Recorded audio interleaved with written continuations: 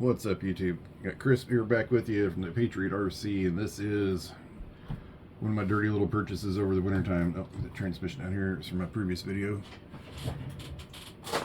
So, I've got a retarded fast Traxxas Slash. I've got a pretty darn fast Traxxas Stampede. It was like the Gen 2. I mean, it's an older one, and it's pretty good.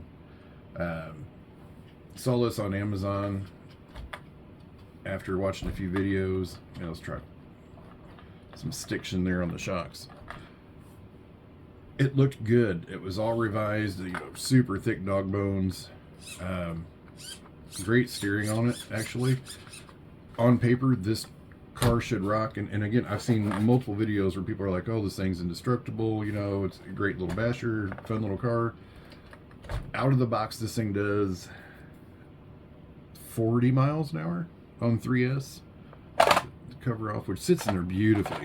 The way it's pinned, so you got the two pins back here go in from the front or back, and this one goes in from the side. Body tucks in nicely. Beautiful channels in there. There's 3S. I've got it running on a Tactics sit up here, which I will get that turned on. We'll turn this on real quick. So it comes with the fan on the ESC. I put the fan on the motor. And this 3S isn't super powerful. I've got it. I thought it was in storage mode, but there's the balloon on the tires.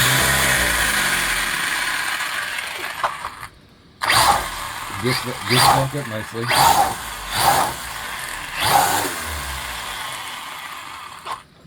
So there's that. We're going to go ahead and power it off because the dogs are getting excited, thinking they're going to go outside and chase something.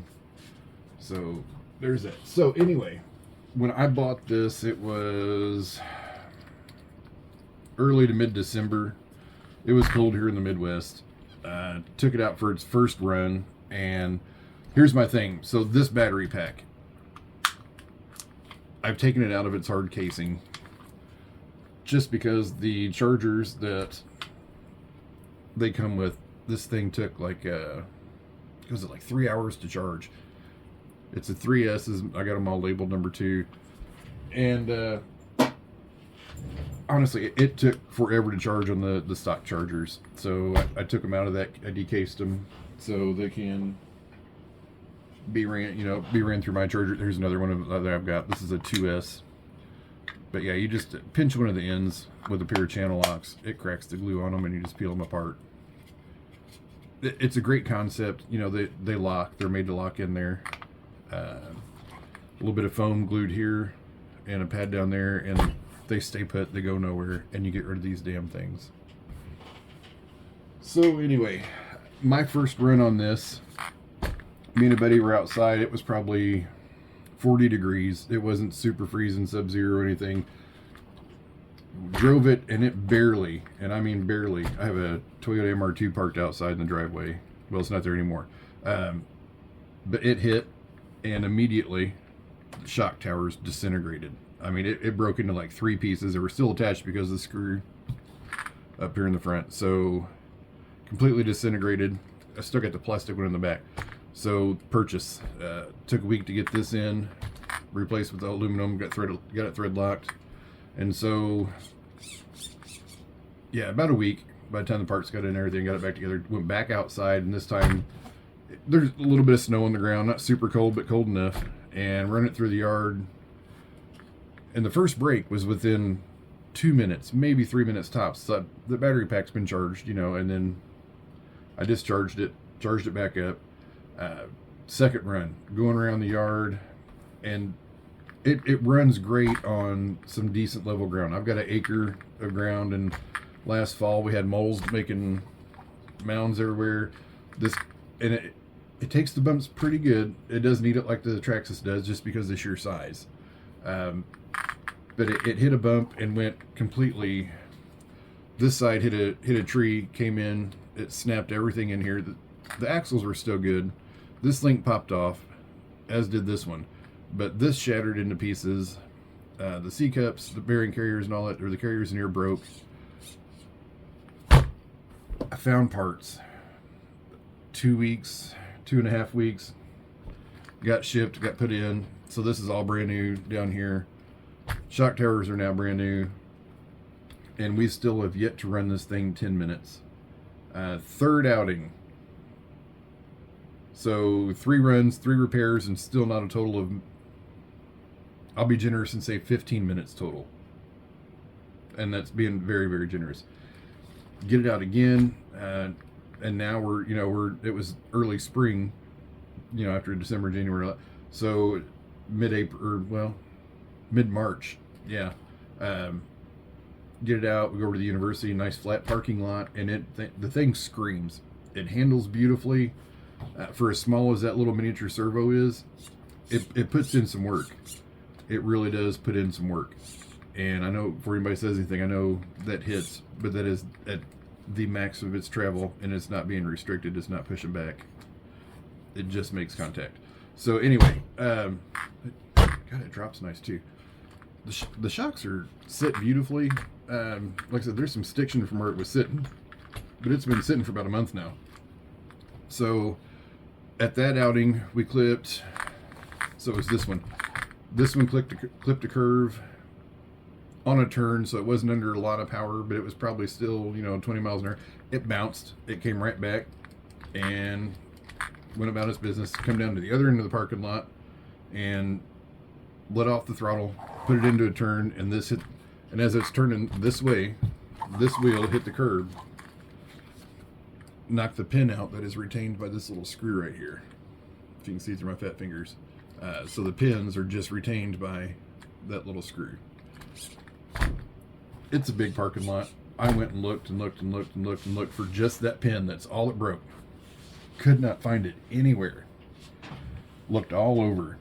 So, and also, so let's rewind from this.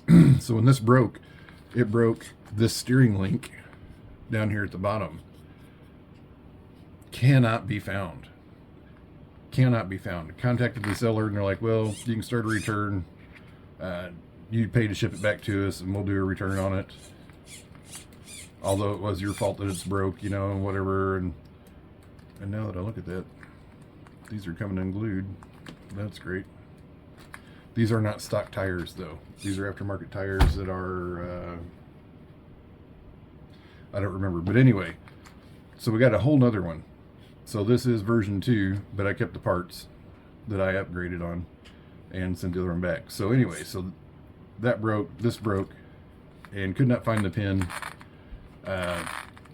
Didn't want to order parts and wait. So I got to looking around in the toolbox, and the size of that pin is the exact same size as a pop rivet shank. When you pull it out, the little nubs get retained little pins. Cut down to size, took it out, ran beautifully. It did not break on this last run. I will give it that. But every outing this thing has had, it is broken. There's not a whole lot, and I took this over on some bike trails and ran it for probably 15 minutes that time.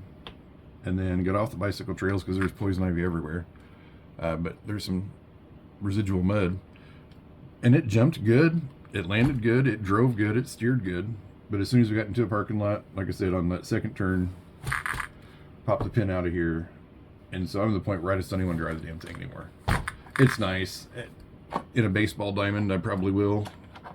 But you can only drive around in circles so many times before that gets old. So, yeah.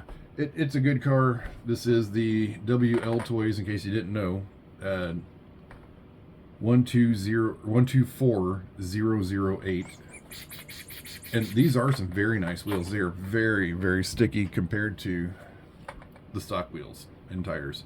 But the stock wheels and tires, I haven't ran them long enough to see if they're going to fall apart like that.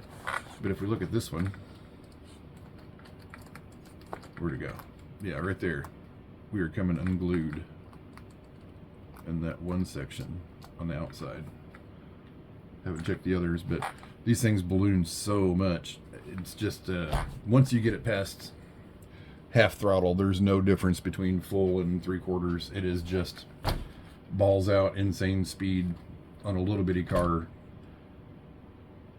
and it does great. But like I said, the minute you lose control of it, bad things are going to happen. And even, you know, an upgraded controller, because there was a little bit of hesitation in the original, with the upgraded controller, this thing is almost unpredictable by the time you start getting ballooning and the slightest bit of steer. Bad things tend to happen to it, and it just makes me leery of doing anything else with it. So this is probably just going to stay a shelf queen.